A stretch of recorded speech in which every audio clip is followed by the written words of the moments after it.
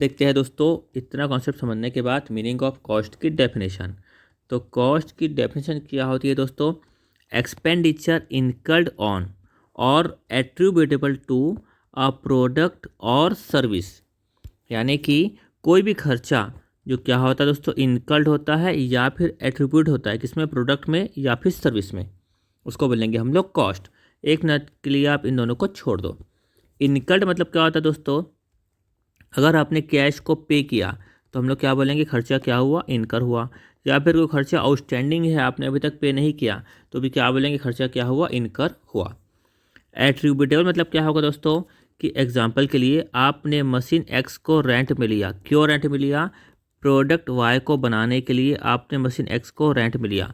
तो जो machine x का जो रेंटल का खर्चा है वो प्रोडक्ट वाई की कॉस्ट में क्या होगा? एट्रीब्यूटेबल होगा। वैसे बात करूँ सर्विस की, मान लो अगर कोचिंग की सर्विस अपन देते हैं तो यहाँ पर कोचिंग का क्या होता है दोस्तों? रेंट होता है। या टीचर स्टाफ का जो खर्चा होता है वो सब क्या होगा? मान लो खर्चा इनकर हुआ तो कोचिंग की सर्विस में क्या होगा? यहाँ पर इनकर हुआ माना जाएगा। या फिर दोस्तों अगर मान लो, या फिर हुआ दोस्तों, मान लो क्या होगा? ये जो है लिखा था एट्रीब्यूटेबल, यानी कि मान लो मैंने क्या किया है? प्रोजेक्टर लिया रेंट में। तो जो प्रोजेक्टर लिया रेंट में मैंने कोचिंग के लिए लिया, तो वो भी क्या होगा? कोचिंग कॉस्ट में एट्रीब्यूट होगा।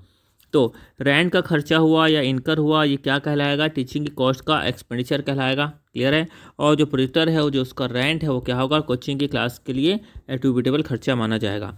अब एक्चुअल खर्चा मतलब क्या होता है? समझ में आ जाता है कि जो एक्चुअल में खर्चा हुआ है। नोशनल खर्चा मतलब क्या होता है दोस्तों? जिसको हम लोग डिसीजन मेकिंग के लिए कंसिडर करते हैं, उसको बोलेंगे हम लोग नोशनल एक्सपेंडिचर।